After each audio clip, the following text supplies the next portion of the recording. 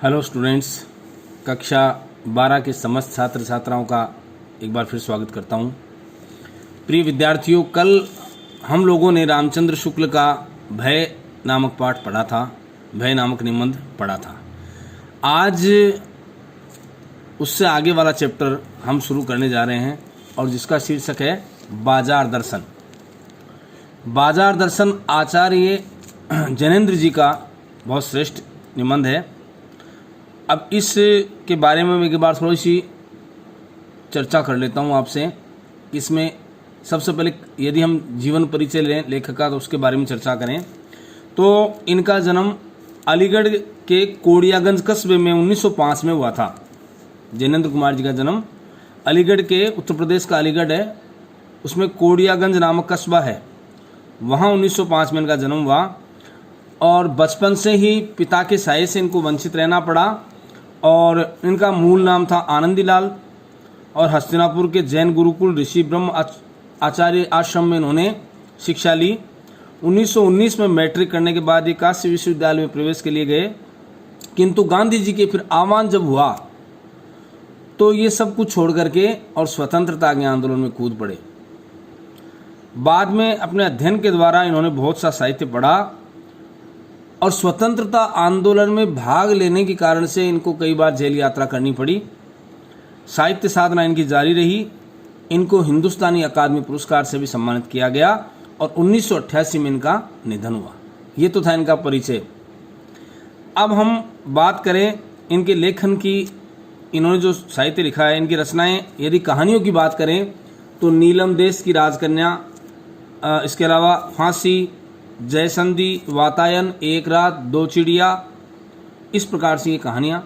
और उपन्यास की बात करें तो परख है, सुनीता है, अनाम है, त्यागपत्र है, जयवर्धन और मुक्तिबोध, ये इनके उपन्यास। इन्होंने निबंध भी लिखे हैं जिनमें पूर्वोदय, जड़ की बात, साहित्य का श्रेय और प्रेय, सोच विचार, प्रश्न और प्रश्न, काम और प्रेम, अकाल पुरुष गांधी, इस प्रकार से ये निबंधों का इनका संग्रह रहा। संस्मरण थे ये और वे। अनुवाद भी किया इन्होंने। प्रेम में भगवान ये कहानी है। मंदाकिनी, पाप और प्रकाश, ये इनके नाटक हैं। तो ये तो था आचार्य जैनेन्द्र जी का परिचय। अब हम एक बार बात कर लेते हैं इस पाठ की जिसका शीर्षक है बाजार दर्शन। इस पाठ में क्या है?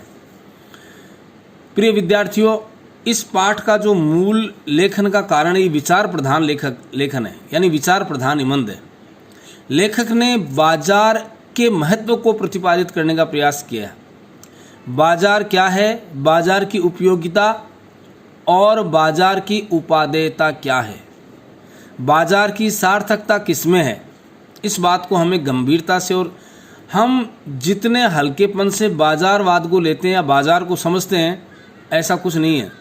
बाजार क्या है इसको बहुत अच्छी तरह समझाने का लेखक ने प्रयास किया। बाजार का सही यदि मूल्यांकन करना कोई जानता है तो वो जो वास्तव में बाजार को आवश्यकता की ही वस्तु मानता है, यानी बाजार का उद्देश्य आवश्यकता के समय काम आना है। बाजार क्यों बना है? आवश्यकता के समय काम आना। लेकिन अगर हमने उसको अनावश्यक रूप से अब हम चीज़ परचेज करने लगे, खरीदने लगे, तो हम बाजार को सच्चा सौदा न दे करके बाजारवाद को बढ़ावा देंगे। तो लेखक ने इस बात का चिंतन किया कि बाजार क्या है। बाजार आवश्यकता के समय काम आने वाला एक जरिया है, माध्यम है। तो बाजार में जब सही संतुलन का काम होगा, जितनी आवश्यकता की वस्तुएं खरीदे जाएंगी या एक उपभोक्ता की सही आवश्यकताओं की पूर्ति होगी, तो बाजार की सार्थकता है। लेकिन बाजार का उद्देश्य यदि लूट खसोट करना हो गया तो फिर क्रेता और विक्रेता दोनों के अंदर मानसिकता दूषित हो जाएगी। क्रेता प्रयास करेगा कि मैं कम से कम रुपए दे करके अच्छी से अच्छी वस्तु ले लूं, और विक्रेता देखेगा कि मैं अधिक से अधिक पैसे लेकर के हल्की वस्तु दे दूं या इसको ठगने का प्रयास करूं। बाजार ऐसा नहीं है। तो इस पाठ से हमें ये अब सब चीज़ें समझनी होगी, इसमें क्या क्या दिया है। आवश्यक क्रय, देखो पूरा पाठ विस्तार से हम यहाँ चर्चा न करके मैं आपको जो व्याख्यात्मक रूप से महत्वपूर्ण बिंदु हैं उन्हीं को लेकर के चलूँगा और उनसे आपको पाठ भी पूरा समझ में आएगा। मैं पहला बिंदु लेके चलता हूँ और पहला बिंदु इसमें है अनावश्यक क्रय। ये जैसा कि मैंने अभी आपको बताया, बाजार की उपयोगिता है आवश्यकता के समय काम आना। यदि हमने अनावश्यक चीज़ों का क्रय किया या अनावश्यक चीज़ें हम खरीदते हैं तो किसी प्रकार से उपयोगी नहीं है। वो हर तरह से हमारा हित करने वाली है, क्योंकि एक तो फिजूल खर्ची बढ़ेगी और एक वो लोग जो जिस चीज़ की उसको आवश्यकता थी वो उससे वंचित रह जाएगा। एक उदाहरण मैं देता हूँ। मान लीजिए आपके घर में 1 किलो चीनी की आवश्यकता है प्रतिदिन। आपने 10 दिन का स्टॉक किया, 10 दिन की चीनी ले आए आप, लेकिन आप क्योंकि आपके पास परचेजिंग पावर है, पैसे की शक्ति है, तो आप तो एक पूरी की पूरी 100 किलो की 1 क्विंटल की बोरी लेके आ गए और रख लिया। लिहाजा आपके इस कृत्य से, आपके इस कार्य से वो आदमी जिसको वास्तव में उसकी बहुत आवश्यकता थी वो वंचित रह गया, या उसके भाव उसको ऊपर देने पड़े, क्योंकि आपने स्टॉक कर लिया, बहुत ज़्यादा सामान रख लिया, तो लाजमी सी बात है कि उसके भाव ज़्यादा बढ़ेंगे और वह व्यक्ति जिसको वास्तव में उसकी महती आवश्यकता थी वह उससे वंचित है, या फिर वो खरीदेगा तो ऊंचे दामों पे उसको खरीदना पड़ेगा। तो इसमें पहली बात करें कि अनावश्यक क्रय। देखो मैं आपको बताता हूँ क्या लिखा है। लेखक के मित्र एक मामूली चीज़ खरीदने बाजार गए थे, लौटे तो उनके साथ अनेक बंडल थे। इस फिजूल खर्ची के लिए उन्होंने अपनी पत्नी को जिम्मेदार ठहराया। ये तो एक तरीका होता है कि अपनी बात उन पर रख दे। हमने पूछ लिया कि आज तो महाशय बहुत सामान खरीद के लाए, बोले ये जो साथ थी, यानी उसका दायित्व भी उस पत्नी को डाल दिया। जबकि फिजूल खर्ची की आदत से हम स्वयं ग्रस्त होते हैं। स्त्रियां अधिक सामान बाजार से खरीदती है ठीक है, किंतु पुरुष अपनी दोस्त पत्नी पर डालकर बचना चाहते हैं। ऐसा कुछ नहीं है, सभी की मानसिकता को बदलना होगा। आप सामान खरीदिए, आवश्यक है उसको जरूर खरीदिए। मैं आपको आगे उदाहरण दूंगा एक भगत जी का कि कैसे व्यक्ति थे, क्यों आकर्षण में मोहित होते हो। बाजार का आकर्षण आपको खींचता है, लेकिन उस आकर्षण से बचने की बहुत ज़्यादा आवश्यकता है। भगत जी चूर्ण बेचने का काम करते हैं। जितने पैसे का चूर्ण का सामान आता है बाजार से लेके आते हैं, बाकी दिल्ली के चांदनी चौक की जितनी वस्तुओं का मोह जाल है वो पड़ा का पड़ा रहता है, उनका कुछ नहीं बिगाड़ता। क्यों? क्योंकि वो उस आकर्षण से अपने आप को मुक्त रखते हैं, अपने मन को नियंत्रण में रखते हैं। तो बाजार उन्हीं लोगों को खींचता है जो उसके आकर्षण में फंसते हैं। अब देखो, कह रहे हैं कि पत्नी साथ थी, किंतु ये चीज़ें केवल पत्नी पर लाद देना पर्याप्त नहीं है, इसमें पुरुष भी बराबर का भागीदार है। खरीदारी में एक अन्य चीज़ का महत्व है, वह है मनी बैग, अर्थात पैसे की शक्ति, पैसे की गर्मी। आदमी क्यों खरीद लेता ज़्यादा? एक आदमी दिहाड़ी मजदूर हो, 200-400 रुपये दिन के लाता है बेचारा। अब वो अपने खाने पीने की सामान को शाम को लेके अपने घर आएगा, लेकिन वो देखता है बाजार में बहुत सी और चीज़ें भी हैं, और भी कुछ खरीद सकता है, लेकिन उसके पास मनी बैग की वो जो एनर्जी होती है, शक्ति होती है, वो उससे वंचित होता है। उसके पास पैसे नहीं होते, इस कारण से वह अति आवश्यक सामग्री खरीदता है। अब जिसके पास खूब पैसे हैं, पर्याप्त मात्रा में पैसे हैं, तो वो उन चीज़ों का भरसक प्रयोग करेगा, ज़्यादा खरीदेगा, लेकिन वह निश्चित रूप से उसके लिए कोई उपयोगी नहीं है। आप जैसे मैंने बताया कि 10 किलो चीनी, आप 10 क्यों 20 किलो खरीद लो, लेकिन आपको दिन में आधा किलो या 1 किलो चीनी घर पे लगने वाली है, तो उतनी लगेगी। आपने 1 क्विंटल खरीद ली तो क्या फ़र्क पड़ा? आपने 50 बोरी गेहूं की खरीद ली, लेकिन आपके घर में तो 2 किलो आटा लगता है, तो वही लगेगा। अब वो ख़राब हो जाए या फिर कोई गरीब उससे वंचित हो जाए, ये हमें स्वीकार है, लेकिन अपनी परचेजिंग पावर की ताकत से हम अपने पास एक अच्छा बंगला बना, भगवान ने दिया, अच्छा मकान है, लेकिन चूंकि अपने पास पैसे हैं तो हम क्या करेंगे? उस मनी पावर को दिखाएंगे और 2-3 बंगले और खरीदेंगे, 4 खरीदेंगे, 10 खरीदेंगे। ये क्या है? ये हमें इस वृत्ति को रोकना चाहिए, क्योंकि ये बाजारवाद को बढ़ावा देने वाली वृत्ति है। आगे देखिए, पैसा या पैसे की पावर। पैसा पावर है, इसका प्रमाण लोग अपने पास जैसे माल, असबाब, कोठी, मकान आदि इकट्ठा करके देते हैं। आदमी की फितरत हो गई है, सोच हो गई है कि पैसा जिसके पास है वो पावरफुल है, चाहे उसमें बुद्धिमानी हो ना हो। पैसे की गर्मी या पैसे की शक्ति से लोग अपना आकलन करते हैं श्रेष्ठता में, कि मेरे पास इतने पैसे हैं तो मैं श्रेष्ठ हूँ। आगे कह रहे हैं, कुछ संयमी लोग इस पावर को समझते हैं मित्र का, किंतु वे प्रदर्शन में विश्वास नहीं रखते। लेकिन जो आदमी नियंत्रण रखते हैं अपने मन पे, वो इस पावर को समझते हैं। बैंक बैलेंस अच्छा है, लेकिन अनावश्यक नहीं। जब आवश्यकता पड़ी जब उनको वास्तव में ऐसा लगेगा कि इस समय इस पैसे का सदुपयोग करना है तब करेंगे। लेकिन जो छिछोरी टाइप के लोग हैं, जिनकी सोच मानसिकता संकीर्ण होती है, वो जरा सा पैसा है, जरा सी पैसे की पावर आती है, उसका प्रदर्शन करना शुरू कर देते हैं।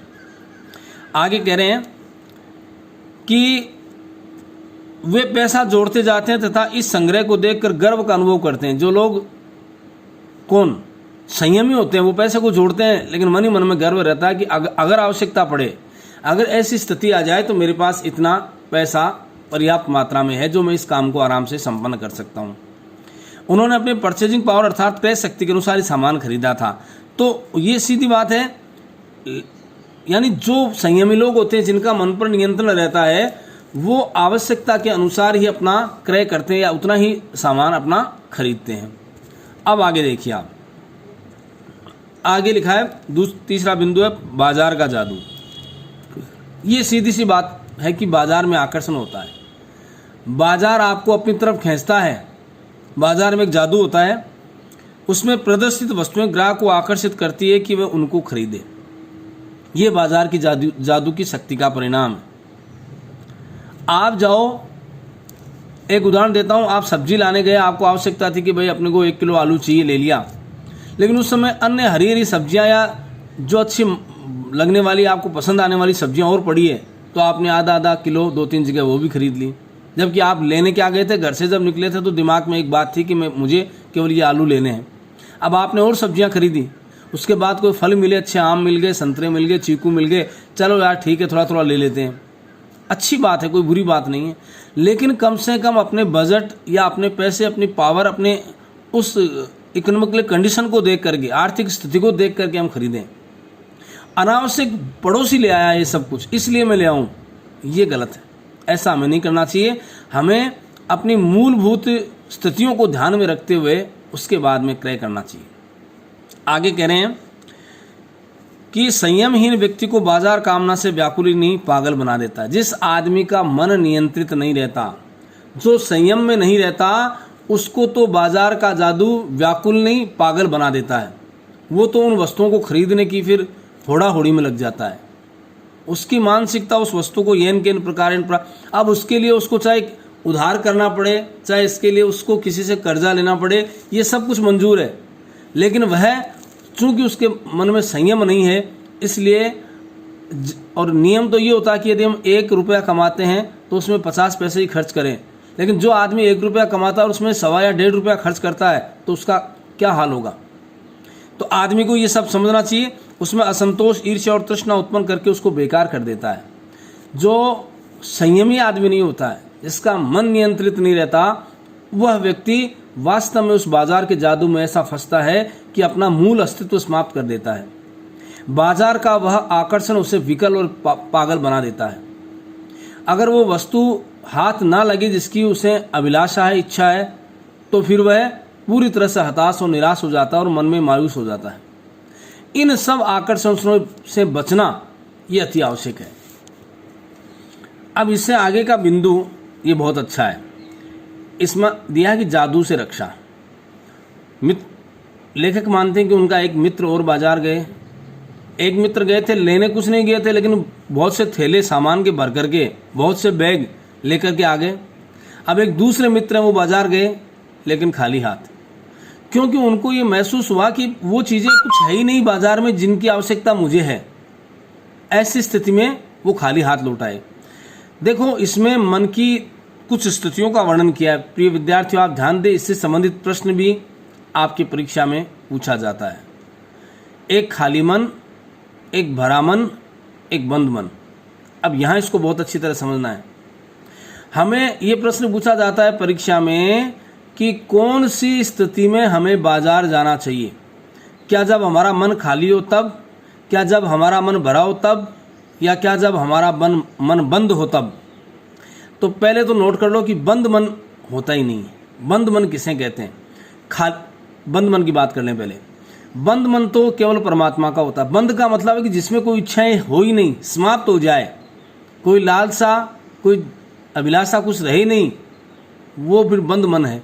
तो बंद मन या तो ईश्वर का है या फिर किसी मरे हुए लोगों का, जड़मती का, जो जड़ प्रकृति है उसका है। क्योंकि यदि मनुष्य है तो उसके अंदर लालसा, लोभ ये तनिक तो होंगे। और बंद मन होना केवल अधिकार किसका है? परमात्मा, क्योंकि वो निर्लोभी है, वो इन विलासिता और भौतिक वस्तुओं से बहुत दूर है। तो कोई आदमी ये दावा करता है कि मैं बंद मन हूँ, तो फिर वो तो जड़ के समान है, मरे हुए के समान है। तो ये तो दावा यहाँ खारिज हो गया कि बंद मन कोई होता ही नहीं। यानी जब हमारा मन है, चलिए हम मानते हैं कि हमने बहुत नियंत्रित किया, लेकिन आपको खाने के लिए रोटी भी चाहिए और भी चीज़ें, पहनने के लिए कपड़े भी चाहिए, उन चीज़ों की आवश्यकता तो है, तो आप बंद कैसे कर सकते हैं मन को? यानी चाहे महती आवश्यकताएं, अपरिहार्य आवश्यकताएं हमसे जुड़ी है, लेकिन है ना, तो इसलिए बंद मन तो नहीं हो सकता। अब है बाजार जाएं तो कैसे स्थिति में जाएं? बंद मन तो परमात्मा का, ये बात क्लियर। अब खाली मन जाएं, इसमें अलग अलग सिचुएशन या स्थितियां दी है कि बाजार कब जाएं, या कौन सा आदमी ज़्यादा बाजार को बढ़ावा देता है या बाजारवाद को बढ़ावा देता है, कैसी स्थिति में बाजार जाएं? मन भरा और जेब खाली, या मन भरा और जेब भी भरी, या मन खाली और जेब भी खाली, या मन खाली और जेब भरा हुआ। अब आप समझो इस बात को कि यदि कोई व्यक्ति मन भरा और जेब भरी उस समय बाजार में जाए तो क्या करेगा? बहुत कम खरीदेगा। मन भरा से अर्थ समझो आप पहले कि यार मुझे जो आवश्यकता की वस्तु है बस वही चाहिए, मुझे अनावश्यक कुछ नहीं चाहिए, मेरा मन भरा हुआ है। जेब भी भरी हुई है, अब जेब में भी पैसे अच्छे हैं तो कुछ ना कुछ खरीदेगा, वो हल्का फुल्का, जितनी उसको वास्तव में आवश्यकता वही खरीदेगा। ये स्थिति कब हुई? मन भरा और जेब भरा दोनों। मन भरा और जेब खाली, तब क्या स्थिति होगी? आप कल्पना करो कि मन भी भरा है, मुझे तो कुछ नहीं चाहिए, और जेब भी खाली है, जेब में भी कुछ नहीं है, तो स्वाभाविक हम कुछ भी नहीं खरीदेंगे। तो हम बहुत ही नितांत आवश्यक चीज़ें खरीदेंगे कि शाम को खाने के लिए हमें रोटी चाहिए तो इतना अनाज चाहिए, वो आवश्यकता है, बाकी कुछ भी नहीं चाहिए, तो ऐसी स्थिति में वो खरीदेंगे। अब मन खाली और जेब भरी हुई, तब क्या बाजार का जादू चलेगा? ये प्रश्न पूछते हैं कि मन खाली और जेब भरी हुई, तो मन में खालीपन है, जेब भरी हुई है, तो बाजार का जादू सबसे ज़्यादा चलेगा, क्योंकि मन में इच्छाएं, खालीपन है और जेब में पैसे खूब हैं, तो बाजार का जादू खूब काम करेगा। मन खाली और जेब भी खाली, तब कम काम करेगा बाजार का जादू, क्योंकि मन में इच्छा तो है, खाली है मन, लेकिन जेब भी तो खाली है, जेब में भी ज़्यादा कुछ नहीं है, तो ऐसी स्थिति में बाजार का जादू अधिक नहीं चल पाएगा। तो ये प्रश्न आपको परीक्षा में पूछा जा सकता है इससे संबंधित कि बाजार जाते समय किस प्रकार की अवस्था होनी चाहिए। तो इस प्रकार से हमने देखा कि कौन सी अवस्था मन की हो जिस समय हम बाजार जाएं। तो मन भरा और जेब खाली, या मन भरा या जेब भी भरी, तो भी हम आवश्यकता की वस्तु खरीदेंगे, क्योंकि बाजार के उस आकर्षण से हम बचने में सक्षम होंगे। इसलिए मन को नियंत्रित करके हम बाजार जाएं तो बाजार को सच्चा लाभ और सच्चा सौदा देंगे हम। आगे देखिए इसमें क्या लिखा है। तो इसमें लिखा है खाली और बंद मन। मन खाली न रहे, इसका मतलब मन का बंद होना नहीं है। मन के बंद होने का अर्थ बताया शून्य होना। शून्य होने का अधिकार केवल परमात्मा को है। शून्य हम नहीं हो सकते, क्योंकि जब भगवान ने हमें शरीर दिया है तो इसमें एक मन दिया और मन के अंदर कुछ ना कुछ भावनाएं दी है। इसलिए हमें बाजार के उस आकर्षण में बंधना होगा, लेकिन हम अपने आप को कितना संयमित रख पाते हैं, कितना नियंत्रित रख पाते हैं, ये बड़ी महत्वपूर्ण बात है। सुनने का अधिकार परमात्मा को है, वह पूर्ण है, मनुष्य तो अपूर्ण है। क्योंकि परमात्मा पूर्ण है, उसको किसी चीज़ की लोभ और लालसा नहीं है, लेकिन मनुष्य अपूर्ण है, उसमें कहीं न कहीं इन चीज़ों के प्रति आकर्षण है।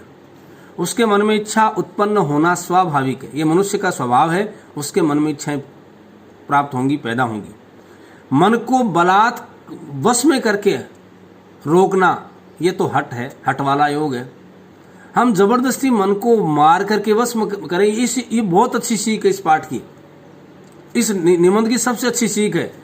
हम बाजार जाएं, बाजार का आकर्षण हमें व्याकुल बना देता है कि यार अमुक व्यक्ति के पास या मेरे पड़ोसी के पास वो वस्तु है जो बाजार में मेरे को दिख रही है, लेकिन मैं उससे वंचित हूँ। तो क्या हुआ? हमारा मन दुखी होगा, हमारा मन अंदर से इतना तड़पेगा कि हम उस चीज़ को प्राप्त न करके विकल हो जाएंगे। यह है मन को बलात् वश में करना, जबरदस्ती मार करके वश में करना। एक होता है आत्मनियंत्रण, संतोषी वृत्ति का होकर के मेरे पास जितना ईश्वर ने दिया पर्याप्त था और इतनी मुझे आवश्यकता थी, ये वृत्ति हमें पैदा करनी होगी। तब शायद हम इस अवगुण से बचें जिसका नाम ईर्ष्या दिया गया है। 10वीं कक्षा पे आपने एक चैप्टर पढ़ा होगा, ईर्ष्या तो गई ना मेरे मन से। ईर्ष्या को मारना आवश्यक है और मन को नियंत्रित रखना आवश्यक है। हमें किन चीजों की कितनी आवश्यकता है बस उतना ही खरीदें। और बाजार में न जाने क्या क्या विस्तार पड़ा है चीजों का, लेकिन हम उस आकर्षण से मुक्त रहें, ये बहुत आवश्यक है। सच्चा ज्ञान अपूर्णता के बोध को गहरा करता है। यानी सच्चा ज्ञान जो है वो हमारी पूर्णता के अबोध को गहरा करता है। ये पूर्णता का बोध हम क्या हैं, हमें किस चीज की आवश्यकता है, इस जानकारी को हमारा ज्ञान जो है वो सच्चा ज्ञान ही बता सकता है। वास्तविकता हमारी आत्मा जागृत हो तो हमें बता सकता है कि हमारी आवश्यकता क्या है। सच्चा कर्म इस अपूर्णता को स्वीकार करके होता। अतः मन को बलात् बंद करना नहीं है, किंतु मन को जो चाहे जो करने को छूट भी नहीं देनी है। ये बहुत अच्छी बात है। आपको मन को मार करके नहीं रहना है, लेकिन मन को जबरदस्ती वश में करना भी उचित नहीं है। तो क्या करें फिर? मान लीजिए बाजार में गए, बाजार की विभिन्न आकर्षक वस्तुओं ने अपनी तरफ आपका ध्यान आकृष्ट किया। अब आप मन को जबरदस्ती मार रहे हैं कि नहीं, मेरे पास तो इतने पैसे नहीं है, इतनी पूंजी नहीं कि मैं वो वस्तु खरीद सकूं। मन को कहा कि चुप हो जा, अपने स्थान में बैठा रहे, तुझे कुछ नहीं खरीदना, कुछ नहीं ले सकता, तो इस योग्य नहीं है। ये हो गया मन को मारना, ये तो मूर्खता है। लेकिन इसका मतलब ये भी नहीं कि मन को नियंत्रित करना नहीं, मन को खुली छूट ही दे दें तो मन को नियंत्रित भी कर ले, ऐसा कुछ नहीं है। मारकर भी नहीं रखना है तो खुली छूट भी नहीं देनी, नियंत्रण में रखना है। खुली छूट देने का मतलब तो है कि फिर वो आपके पास जो कुछ है उससे आगे की वस्तुएं खरीद लेगा, वो भी गलत है। और मन को मार के भी नहीं रखना है। तो संतोषी वृत्ति रख करके कि मेरे पास जितना है पर्याप्त है, और जिन चीज़ों की मुझे आवश्यकता है वो तो भगवान मुझे दे ही रहा है, तो फिर मुझे क्यों आगे जाना। तो ये चीज़ें होनी आवश्यक है। आगे लिखा है चूर्ण वाले भगत जी का उदाहरण। प्रिय विद्यार्थियों, बहुत सुंदर उदाहरण दिया है चूर्ण वाले भगत जी।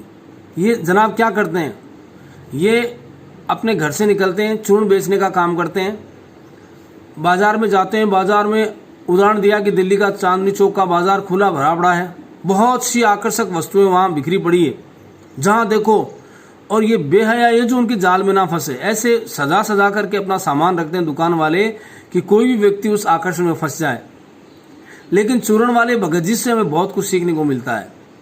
चूर्ण वाले भगत जी उसी चांदनी चौक के बाजार से गुजरते हैं, विभिन्न वस्तुओं को देखते हैं, लेकिन उनकी तरफ देख करके प्रसन्नता व्यक्त करते हैं। सीधे जाते हैं उस दुकान पे जहां उनको आवश्यकता की वस्तु लेनी है, यानी जो भी चीज़ें चूर्ण बनाने के लिए उसको सामग्री चाहिए, वो काली मिर्च है, हींग है, इलायची है, जो कुछ भी चाहिए, वहां जाते हैं और जितना उनको चाहिए उतनी मात्रा में उसको तुलवा लेते हैं, पैसे दे देते हैं। वापस लौट के आते हैं, रास्ते में बाजार की वस्तुएं मुंह बाए खड़ी है, भगत जी उनकी तरफ देखते हैं, छू करके भी देखते हैं, तारीफ करते हैं, प्रशंसा करते हैं, लेकिन अंत में क्या शब्द बोलते हैं कि बहुत अच्छी वस्तुएं हैं, जिनको इसकी आवश्यकता है, वास्तव में वो बड़ा प्रसन्न होगा इनको खरीद करके, लेकिन मुझे क्या, मुझे तो इन वस्तुओं की कोई आवश्यकता नहीं है। धन्यवाद बनाने वाले को भी जिसने ये इतनी आकर्षक वस्तुएं बनाई, लेकिन चूंकि मुझे इनकी कोई आवश्यकता नहीं, इसलिए मेरे लिए तो बेकार है। अब ये सोच होना बहुत जरूरी है। अच्छा, उनके मन में कोई लोभ लालच नहीं है। जब वो घर पे आते हैं, चूर्ण तैयार करते हैं, सुबह बाजार में निकलते हैं चूर्ण बेचने के लिए, तो उनका चूर्ण इतना अच्छा और स्वादिष्ट होता है कि जैसे ही अपनी पुड़िया बांध के निकलते हैं उस चूर्ण की, तुरंत उनकी पुड़िया बिक जाती है। 6 आने की 6 पैसे की जो भी पुड़िया उनको रोज बेचनी होती है, उनमें लालच भी नहीं है कि मुझे एक ही दिन में सब कुछ बेच लेना है या उसका मुनाफा कमाना है। जितनी आवश्यकता उनको है वो बेच देते हैं, और इसके बाद में जितने पैसे की उनको बेचनी होती है उसके बाद में यदि 1 पुड़िया 2 पुड़िया 5 पुड़िया बच भी जाए तो फिर वो उसको बेचते नहीं, बल्कि बच्चों को बुला करके उनमें मुफ्त बांट देते हैं। सोचिए कितने बड़े महान व्यक्ति होंगे, कैसे महान व्यक्ति हैं। यद्यपि दुकानदार उनके पीछे पड़े हुए रहते हैं कि भगत जी आप ये चूर्ण हमें दे दिया करो, आपको कहीं बाजार में बेचने की जरूरत नहीं, जगह जगह आप डोलते रहते हो, फिरते रहते हो, आप तो हमें एक स्थान पर, और हम तो आपको पेश की भी देंगे, एडवांस भी देंगे, आप एडवांस हमसे पैसे ले जाइए, दूसरे दिन ला के दे दीजिए, और हम एक ही स्थान से चूर्ण आपका खरीद लेंगे, आपसे ले लेंगे सारा, आपको भी एक स्थान पे बेचना पड़ेगा, घूमना नहीं पड़ेगा। लेकिन भगत जी को सुकून नहीं, उनको आनंद कहाँ है, वो बाजार में जगह जगह स्थान पे जाते हैं और अलग अलग कॉर्नर पे लगा के अपनी छोटी दुकान और वहाँ सब बेच लेते हैं।